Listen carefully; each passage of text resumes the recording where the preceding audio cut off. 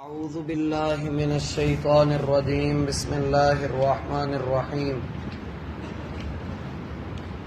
سورہ شورى کی آیت نمبر 9 ہے۔ اللہ تعالی کا فرمان ہے ام اتخذوا، کیا انہوں نے بنا لیے ہیں من دونہ، اس کے سوا اولیاء، دوسرے کارساز، فاللہ، تو اللہ، هو الولی، وہی کارساز حقیقی ہے، وَهُوَ يُحْيِي، اور وہی زندہ کرے گا، الموتى، مردوں کو، وَهُوَ، اور وہ، عَلَى كُلِّ شَيْءٍ، ہر چیز پر، قدیر، خوب قادر ہے۔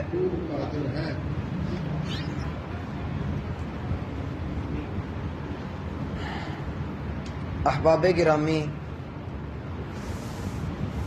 اس سورت کی آیات دوسری صورتوں کی طرح آپس میں مربوط ہیں، بڑی واضح انداز میں جڑی ہوئی ہیں، لیکن ایک خوبی اس صورت میں یہ ہے کہ عموماً ایک آیت جس بات پر مکمل ہوتی ہے، اگلی آیت اسی بات سے شروع ہوتی ہے۔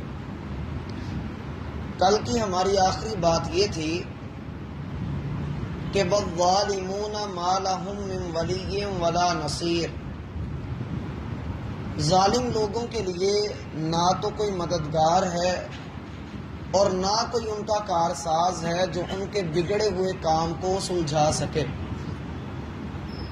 اللہ سبحانہ و تعالی اب ایک سوال کرتے ہیں، اور یہ سوال، اس کو استفہام انکاری کہا جاتا ہے۔ جیسے اردو میں کوئی بندہ یہ سوال کرے کہ کیا اللہ سچا نہیں ہے، اس کا جواب ہوگا کہ کیوں نہیں، اللہ ہی تو سچا ہے۔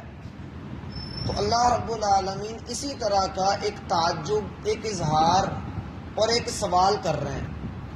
ام اتخذوا من دونہ اولیاء، کیا اب انہوں نے اللہ کے سوا دوسرے معبود بنا لیے ہیں؟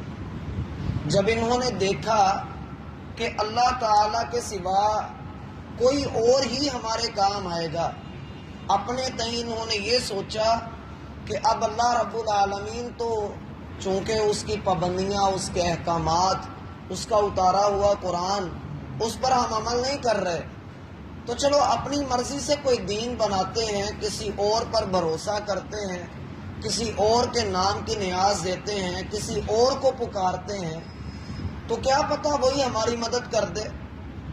فرمایا ام اتخذوا من دونہ اولیاء، اب اللہ کے سوا یہ کسی اور کو پکاریں گے۔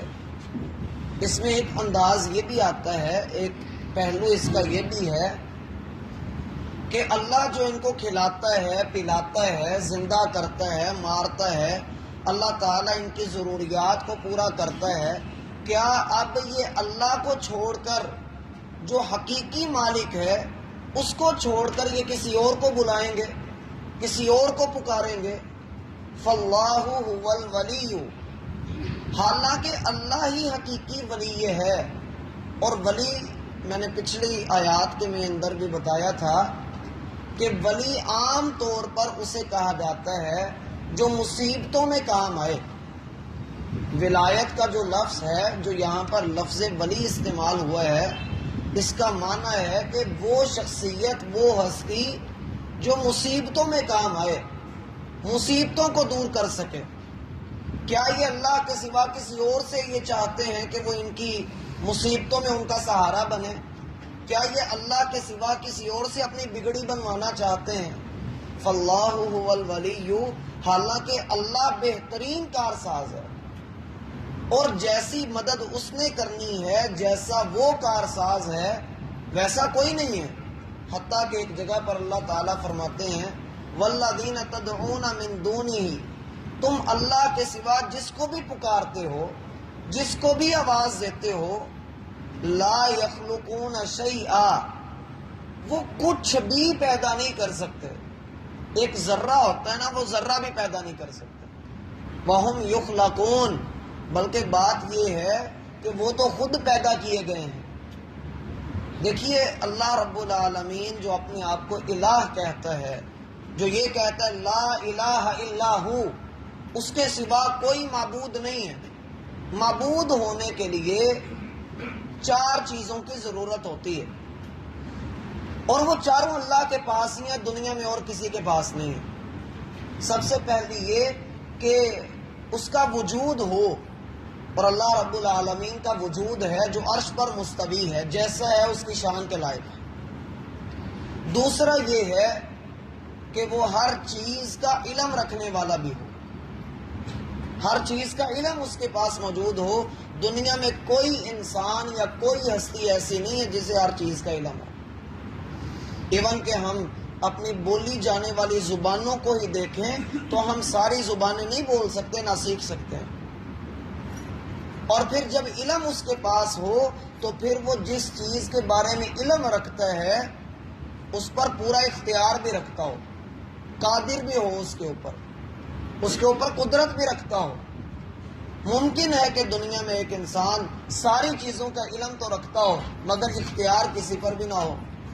جیسے عام طور پر ہم دیکھتے ہیں کہ ایک آدمی کے دل میں رحم بہت زیادہ ہے، اس کے دل کے اندر بڑا جذبہ ہے کہ وہ انسانیت کی خدمت کرے، لوگوں کے کام آئے، بڑا رحم دل آدمی ہے، لیکن اس کے پلے ککھ بھی نہیں کہ جس کے ذریعے وہ اپنی رحمت کا، اپنے دل کے جذبے کا اظہار کر سکے. یا دنیا میں ایک ایسا آدمی ہوتا ہے کہ جس کے پاس ہوتا تو سب کچھ ہے مگر دل کی اتنی سختی ہوتی ہے کہ وہ کسی کو ایک دھیلا دینے کا بھی روادار نہیں ہوتا. اللہ رب العالمین جس چیز کو اپنے علم میں رکھتا ہے اللہ اس پر قدرت بھی رکھتا ہے، اور کوئی چیز ایسی نہیں ہے جو اللہ کے علم اور اس کی قدرت سے باہر ہو.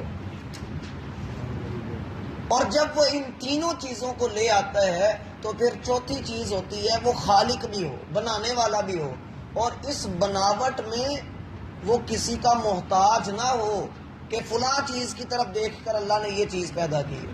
نہیں، بلکہ اپنی حکمت سے اس نے جو کچھ بھی پیدا کیا کمال پیدا کیا. اسی لیے قرآن میں ایمان والوں کی نشانی بیان کی گئی کہ جب بھی وہ اللہ تعالیٰ سے دعا کرتے ہیں تو ایک بات یہ بھی کہتے ہیں، اے اللہ تو نے کچھ بھی بیکار پیدا نہیں کیا، بلا وجہ پیدا نہیں کیا، کسی نہ کسی مقصد کے ساتھ ہے اللہ تو نے پیدا کیا ہے. اور کیسی مشرک کی مت ماری ہوئی ہوتی ہے کہ جو پیدا کیا گیا ہے اسی کی عبادت کر رہے ہوتے ہیں. حتیٰ کہ یہ آستانے جو ہندوؤں نے بنائے، یہودیوں نے بنائے، عیسائیوں نے بنائے، اور گمراہ لوگوں نے یہ آستانے اور بنائے اور جہاں پر نیازیں دیں، چڑھاوے چڑھائے، اور یہ عقیدہ رکھا کہ ان کے ذریعے سے ہماری کشتیاں پار لگیں گی، ہماری بگڑیاں بن جائیں گی. اگر یہ لوگ نذرانے دینا بند کر دیں تو آستانے بھی بند ہو جائیں، یہ دکانداری نہیں چل پائے گی، کیونکہ یہ لوگوں کی فنڈنگ سے ہی سب کچھ چل رہا ہے. اور اگر لوگ اپنے مال روک لیں تو کیا ہوگا کہ ان کی اپنی دکانداری، ان کا یہ سارا چالو کاروبار یہ ختم ہو جائے گا. لیکن انسان کو ڈرایا اتنا گیا ہے، اتنا ڈرا دیا گیا ہے کہ اگر تم نے ایسا نہ کیا تمہاری گائے کے تھنوں میں دودھ نہیں آئے گا، تمہاری فصل تباہ و برباد ہو جائے گی، وہ جو خدا ہے وہ تم سے ناراض ہو جائے گا. اس لیے بلی چڑھاؤ. ہندوؤں نے بلی کا کہا، یہودیوں نے جو ہے وہ فنڈنگ کی، اور عیسائی بھی اسی طرح سے. یہ لوگ اس طرح کی حرکتیں کر کے دراصل یہ بتلانا چاہتے ہیں کہ اللہ کچھ نہیں کر سکتا. نعوذ باللہ. ایک جگہ پہ اللہ تعالیٰ قرآن میں فرماتے ہیں اَلَهُمْ أَرْجُلٌ يَمْشُونَ بِهَا، لوگوں جن کو تم اللہ کے سوا پکارتے ہو وہ تمہارے ہی جیسے انسان تھے.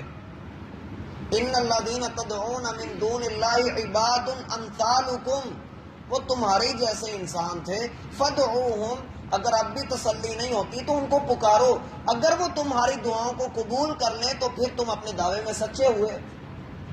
لیکن قیامت کی دیواروں تک وہ تمہاری پکار کو قبول نہیں کر سکتے، بلکہ قیامت والے دن جو تم نے ان سے مانگا ہوگا اور تم ان سے کہو گے کہ پیر صاحب ہم نے آپ سے بڑا کچھ مانگا، اور آگے سے پیر صاحب کہیں گے مجھ سے کب مانگا، مجھے تو علم ہی نہیں، وَهُمْ عَنْ دُعَائِهِمْ غَافِلُونَ، وہ ان کی پکار سے غافل ہیں۔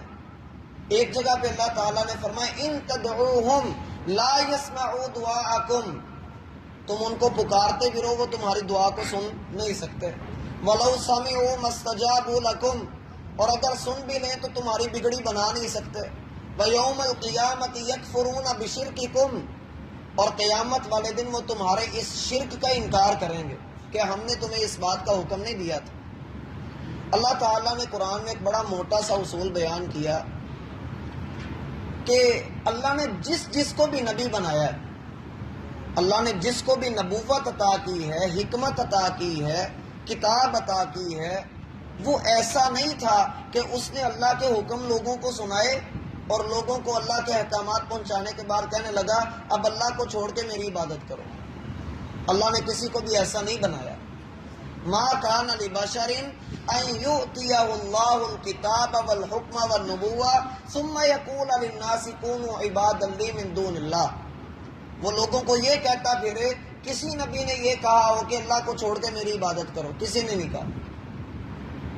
ان کے جھوٹا ہونے کی سب سے بڑی بات یہ ہے کہ اللہ تک نہیں پہنچ سکتے، تم بندوں کی پہلے عبادت کر لو، پہلے بندوں کو پکار لو، یہ اللہ کے وزیر ہیں، یہ اللہ کے مشیر ہیں، پہلے ان تک پہنچو پھر رب تک پہنچو گے۔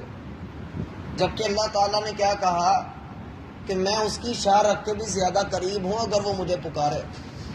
ایک جگہ پہ اللہ تعالیٰ قرآن میں فرماتے ہیں کیا ان کا کوئی ہاتھ ہے جس کے ساتھ وہ پکڑتا ہو اور تمہیں نظر آتا ہو؟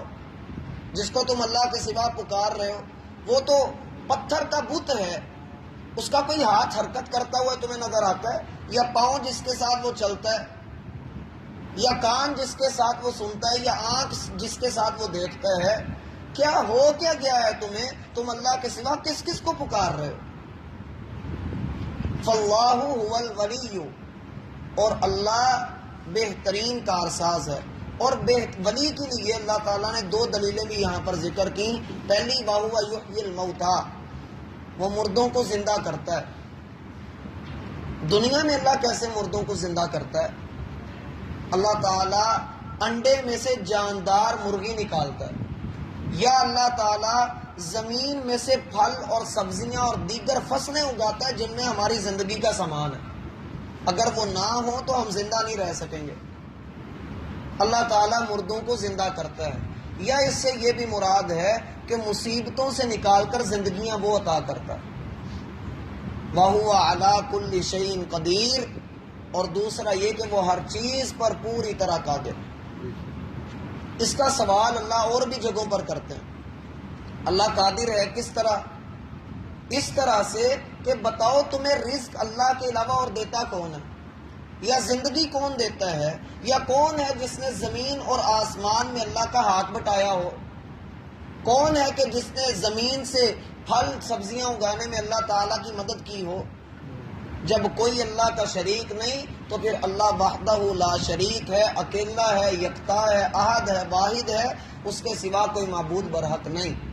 اگر اب بھی انسان نہ مانے، اللہ کی طرف یہ سوچ کر نہ آئے کہ وہی حقیقی کارساز ہے، وہی ولی ہے، تو انسان پھر گمراہی میں پڑا رہے گا۔ اللہ تعالی ہمیں سمجھنے کی توفیق۔ اعوذ باللہ من الشیطان الرجیم، بسم اللہ الرحمن